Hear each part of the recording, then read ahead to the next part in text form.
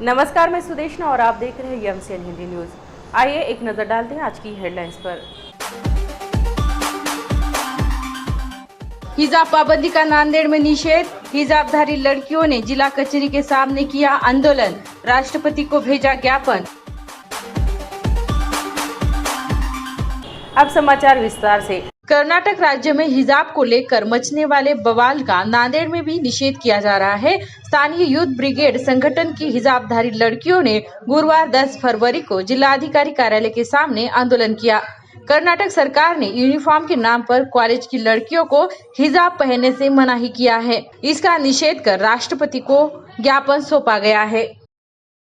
कर्नाटक राज्य सरकार ने मुस्लिम छात्राओं को हिजाब पहनने पर पाबंदी लगाई है। देश भर के साथ ही नांदेड़ में भी सरकार के इस फैसले की कड़ी आलोचना की जा रही है। कर्नाटक सरकार का निषेध करते हुए गुरुवार 10 फरवरी को तंजीमे इंसाफ और यूथ ब्रिगेड की ओर से हिजाबधारी छात्राओं ने जिलाधिकारी कार्यालय के सामने आंदोलन किया। कर्नाटक सरकार के खिलाफ नारेबाजी कर हिजाब को विरोध दर्शाने वाले संगठनों को राज्य सरकार समर्थन दे रही है। साथ ही व्यक्तिगत स्वतंत्रता और मौलिक अधिकारों का हनन किया जा रहा है, ऐसा आरोप प्रदर्शनकारी छात्राओं ने लगाया है। वास्तव में संविधान की धारा 25 के तहत हर नागरिक को ये मौलिक अधिकार प्रदान किए गए हैं। अपने अपने धर्म का पालन करने की अनुमति दी गई है। जिस तरह से हिंदू व्यक्ति जनेऊ, माथे पर तिलक और अन्य धर्मों के नागरिक धार्मिक प्रतीकों को लगाकर पहनकर कॉलेज या सभी कार्यालयों में दाखिल होते हैं, उसी तरह से हिजाब पहनकर दाखिल होना मुस्लिम लड़कियों का नैतिक और धार्मिक तथा संवैधानिक अधिकार है। लेकिन कर्नाटक सरकार ने हिजाब पर पाबंदी लगाकर मौलिक अधिकारों का और स्वतंत्रता का उल्लंघन किया है। इसलिए कर्नाटक सरकार के खिलाफ कड़ी कार्रवाई करने की मांग युवा छात्राओं ने एमसीएन हिंदी न्यूज़ के माध्यम से की है।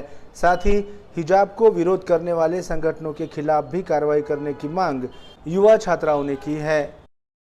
हमने ये प्रोटेस्ट किया है कि ये सब हमारे फंडामेंटल राइट्स है और हमारे कानून में भी यही लिखा है, एक लड़की क्या पहनना चाहती है क्या नहीं पहनना चाहती ये उसका हक है और उसका ये फ्रीडम है। आप क्या पहनते हैं इससे भी मुझे कोई फर्क नहीं पड़ता और मैं क्या पहनना चाहती हूँ इससे भी आपको कोई फर्क नहीं पड़ना चाहिए। हमें सिर्फ पर्दे के लिए निशाना क्यों बनाया जा रहा है? हम आंखों से देख सकते हैं, कानों से सुन सकते हैं, जबान से बोल सकते हैं, दिमाग से सोच और समझ सकते हैं। तो फिर ये कैसी सियासत है जो डिवाइड एंड रूल की पॉलिसी अपनाई जा रही है? मैं बस इतना ही कहूंगी कि जल्द से जल्द इस बात पर एक्शन लिया जाए और हमारे मुस्लिम बेटियों को पढ़ने के लिए आगे बढ़ना चाहिए, क्योंकि यही हमारा आगे जो भारत का यही फ्यूचर है। आज हम कलेक्टर साहब को मेमोरेंडम देकर आए हैं और बहुत ज़्यादा उम्मीद रखते हैं कि बहुत से जल्द ही जल्द कार्रवाई की जाएंगी। In 8 colleges of Karnataka, Muslim girls are not allowed in colleges with hijab. Hijab, it's our right. It's bestowed upon girls by Allah Subhanahu wa Taala and by Indian Constitution also. Our Indian Constitution grants freedom to every Indian about their religious affairs. Then also, in educational institutions, Muslim girls are suffering injustice about hijab. I say shame on Kundanpura colleges of Karnataka for victimizing Muslim girls. It's a hypocrisy. One side they are saying that Beti Padhao, Beti Bachao, and other side they are stopping girls to getting education.